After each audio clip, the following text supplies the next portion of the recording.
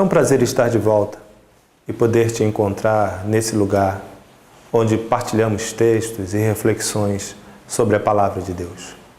Hoje eu quero iniciar com você uma série de textos e mensagens sobre a esperança. Essa palavrinha poderosa que traz consigo a capacidade de mudar as atitudes no coração humano. Eu quero lhe falar sobre 4 títulos a respeito da esperança.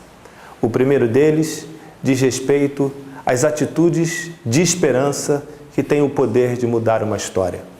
O segundo deles, uma reflexão sobre o Salmo 111, que diz: na veia ainda corre a esperança. No nosso terceiro encontro, eu quero conversar com você sobre as contradições no caminho da esperança. Por fim, no nosso quarto encontro, eu quero conversar com você sobre um texto, uma frase do profeta Jeremias que diz: há esperança para o teu futuro, assim diz o Senhor.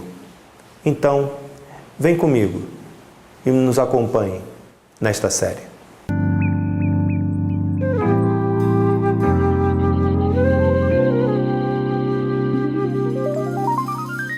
No livro de 2 Reis, capítulo 26, até o capítulo 7, verso 15, mais ou menos, encontramos uma narrativa de uma história bastante interessante. Fala a respeito de um grande cerco que o rei da Síria impôs à cidade de Samaria.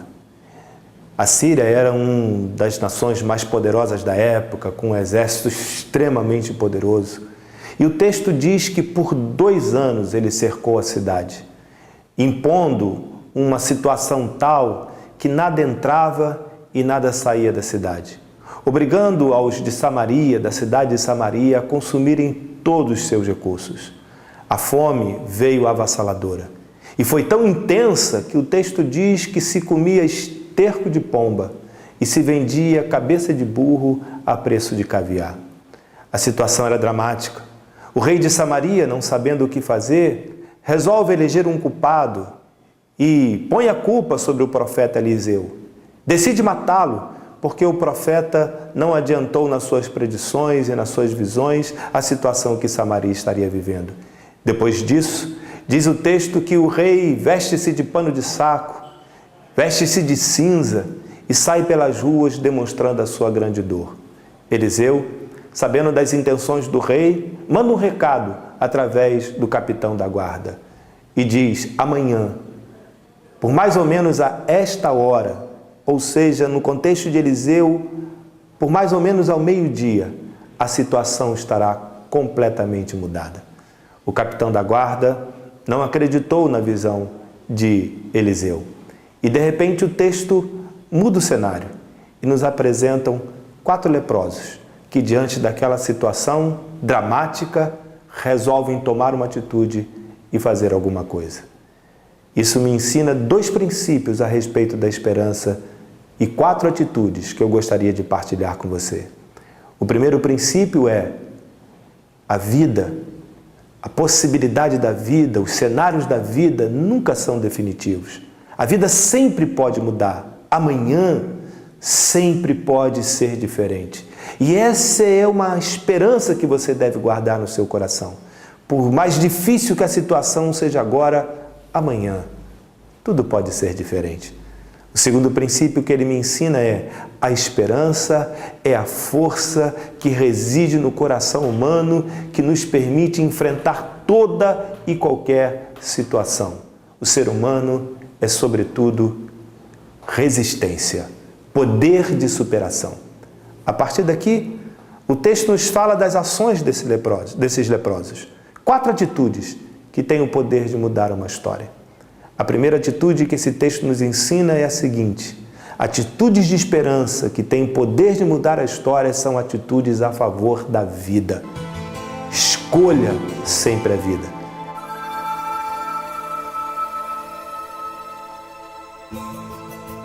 É que a vida precisa ser pensada. Eles não saem desesperados, não saem como loucos se atropelando. Antes, eles pensam quais são as possibilidades que têm diante daquela situação. De certa forma, estão também antecipando algo dito pelo grande filósofo Sócrates. A vida que vale a pena é uma vida pensada. Quais são as possibilidades que eles têm? E com isso, nos ensinam 3 princípios. Primeiro, uma vida pensada precisa levar em conta quais são as suas possibilidades. Olhando as circunstâncias, eles dizem um para o outro: que possibilidades nós temos? Se ficarmos aqui, morremos. Se entrarmos na cidade, a fome lá, morreremos também. Se formos ao arraial dos assírios e eles resolveram nos matar, tão somente morreremos, mas temos uma chance de que algo ali seja diferente. Quais são as suas possibilidades com a vida? Onde estão as circunstâncias que você avaliou na sua própria vida? Segundo princípio sobre uma vida pensada é: escolha a direção onde estão as suas melhores oportunidades. Quando eles avaliam as circunstâncias, eles dizem: no portão da cidade morreremos. Se entrarmos em Samaria, a fome lá e morreremos. Mas se formos para o arraial dos assírios, nós temos uma chance, pequena é verdade, mas de que as coisas sejam diferentes. Se nos matarem, morremos. Mas se não nos matarem, então viveremos e podemos encontrar comida. Vá na direção onde estão as suas melhores oportunidades. Terceiro princípio de uma vida pensada que eles nos ensinam é: lide com responsabilidade e com maturidade com as consequências das suas escolhas. Quando falam sobre as oportunidades que têm, dizem: entramos na cidade, morremos. Se ficarmos aqui, morremos. Mas se formos ao arraial dos assírios e eles nos matarem, então tão somente morreremos. Não lamentam se por acaso a morte lhes chegar. Não lamentam se a sorte for ao contrário do que imaginaram.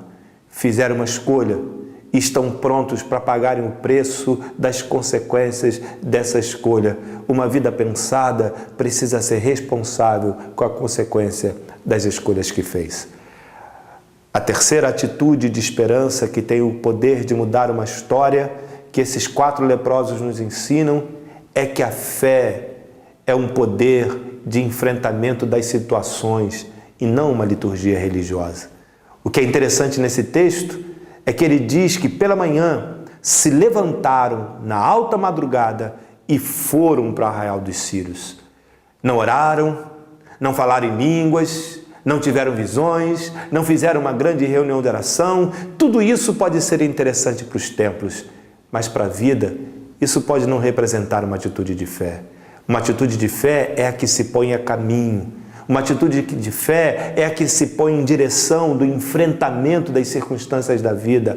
A fé é, sobretudo, um movimento, porque viver é, sobretudo, um movimento. Simplesmente se levantaram e foram. E enquanto iam, diz o texto que Deus fez um barulho enorme no arraial dos Sírios e 4 homens, na sua caminhada, leprosos, caminharam como se fosse um grande exército. A fé muda as circunstâncias. Quarta e última atitude de esperança que tem o poder de mudar uma história é que a vida é, sobretudo, partilhada, solidariedade. Diz o texto que eles chegaram no arraial dos Sírios. E como eles ouviram um grande barulho, os sírios, como se fosse um grande exército vindo em sua direção, acreditaram que o rei de Israel tinha se juntado com outras nações e outros exércitos e vinha contra eles. Temendo, o texto diz que eles fugiram, apressadamente, deixando o arraial como estavam, armas para trás, roupas para trás e muita comida.